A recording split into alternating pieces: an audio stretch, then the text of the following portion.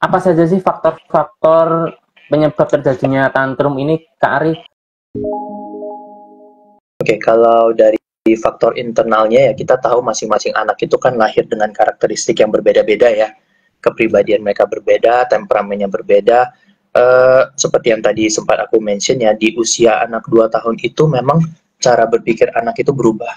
Dan dia yang tadinya hanya bisa mengobservasi orang tuanya, mungkin dia mengikuti orang tuanya kalau melakukan ini begini ya, terus dia ikutin, dia meniru gitu ya. Nah, secara internal anak-anak di usia 2 tahun ini mereka sudah mulai memiliki sebuah jiwa yang mengakui bahwa dirinya adalah seorang individu yang tidak harus selalu menuruti orang lain. Dan anak-anak ini mengembangkan keinginan, curiosity, dan mungkin ada hal-hal lain di dalam dirinya itu yang membuat dia itu lebih aktif secara eksplorasinya. Nah, ada anak yang memang kelihatan banget dia senang explore, senang melakukan ini itu.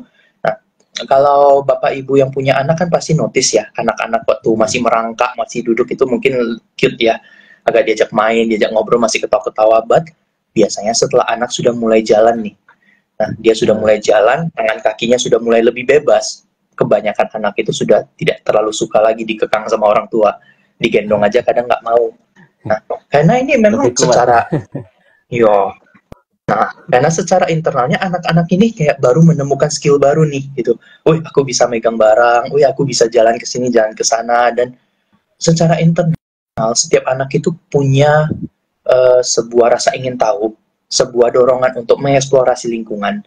Dan kadangkala hal-hal kecil seperti itu pun mereka hanya pengen eksplorasi, tapi ternyata kita menghalangi. Nah, ini bisa menyebabkan seorang anak itu menjadi minimal banget marah, kesel gitu ya. Nah, tapi kan anak kecil itu mereka tidak tahu yang mereka eksplorasi itu baik atau enggak. Mereka tidak tahu bahwa yang ini mau dipegang ini bahaya atau enggak. Nah, tugas orang tua kan memang untuk membimbing anak supaya mereka belajar apa yang bahaya, apa yang boleh gitu ya. Tapi secara internal anak sendiri karena ada rasa ingin tahunya ini dilengkapi dengan kemampuan dia yang sudah bisa bergerak secara bebas, anak-anak itu cenderung lebih egosentris. Dan di dalam egosentrisme anak-anak ini, mereka merasa bahwa aku kan pengen melakukan apa yang aku mau, kenapa aku diganggu, kenapa aku dihalang-halangi, kenapa aku dibikin gak nyaman, gitu. Nah, faktor pertama di dalam munculnya tantrum itu biasa karena anak-anak yang memiliki rasa keinginan kuat yang untuk explore lingkungannya ini, yang akhirnya ketemu sama rules, sama larangan dari orang tua, atau dengan perkara-perkara lain lagi dari orang-orang di sekitarnya yang tidak memperbolehkan dia untuk melakukan itu.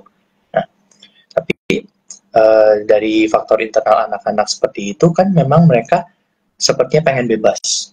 Egocentrism itu kan berarti pengen bebas, pengen melakukan apa yang aku mau. Nah, di sini justru ada faktor dari orang tua yang apakah orang tua bisa memberikan bimbingan yang tepat untuk si anak-anak ini. Nah, kita berdoa semoga anak-anak kita itu kalau tantrum pun nggak terlalu lama dan jangan terlalu sering begitu ya. Tapi karena ini adalah bagian perkembangan normal dari cara berpikirnya masing-masing anak, ya kita mengantisipasi bahwa ini akan terjadi. Nah, untuk beberapa anak yang memang kita bilang lingkungan tempat tinggalnya dia kurang terlalu ideal dan ada ekspresi emosi negatif yang sering dia lihat. Di usia segitu pun anak-anak tidak bisa membahasakan, tapi dia mengerti. Oh, ini mama lagi marah. Oh, ini ada yang lagi teriak-teriak. Dan anak belajar bahwa itu juga adalah cara dia untuk mengekspresikan emosinya. Jadi ini mungkin bukan mengenai eksplorasi ya, tapi bagaimana anak mengekspresikan dirinya keluar. Dan karena dia melihat mungkin di lingkungannya banyak contoh orang-orang yang kalau menginginkan sesuatu dengan suara keras, dengan berperilaku kasar, anak-anak juga sebenarnya mencontoh jadinya. Oh ya, kalau aku pengen sesuatu, aku harus teriak. Kalau kita bahasakan dengan versi yang lebih kecil lagi, anak-anak kecil karena mereka nggak bisa ngomong, lapar nangis, ngompol nangis. Mereka mungkin merasa tidak nyaman dengan bantalnya nangis, tapi mereka nggak bisa membahasakan. Nah, di usia 2 tahun, ini juga kadang sering terjadi karena mereka merasa bahwa kalau aku melakukan hal ini, mungkin aku akan mendapatkan apa yang aku mau. Nah, kita beranjak sedikit ke bagian eksternalnya, ya ini terkait juga sama parenting, karena ini ada faktor di mana kita mendapatkan contoh dari orang tua atau dari siapapun pengasuh di sekitar kita ya. Nah, secara eksternal, kalau seorang anak melihat contoh di lingkungannya itu yang tanda kutip tantrum juga, kalau ada konflik, kalau ada rasa nggak nyaman, mereka akan meniru seperti itu. Dan secara parenting juga, jika orang tuanya itu mungkin belum terlalu belajar bagaimana cara menghandle di saat anak menginginkan sesuatu, di saat anak memaksakan kehendaknya, mungkin mereka memperbolehkan. Dan ini juga menjadi sebuah faktor kebiasaannya. Jadi anak di dalam cara berpikirnya yang masih simpel ini, mereka belajar, oh kalau aku melakukan ini, mama langsung cepet-cepet datang. Oh kalau aku melakukan ini, papa nggak jadi ngelarang aku. Anak-anak mungkin tidak bisa membahasakan ini secara kata-kata, tapi di dalam cara berpikir mereka, mereka merekam. Setiap kali aku melakukan sesuatu, begini respon orang tuaku. So, kadang parenting yang salah juga bisa menyebabkan tantrum. Nah, kalau kita mau bilang secara internal regulasi emosi anak-anak umur segini belum dewasa, kan itu memang sesuatu yang wajar ya. Karena memang mereka harus belajar untuk meregulasi emosinya. So, kita tidak bisa selalu menyalahkan anak kalau misalnya dia kesel, terus dia nangis, teriak, terus dia berontak. Ini kan adalah tahap perkembangan anak yang wajar, dan memang ini adalah skill yang perlu mereka pelajari.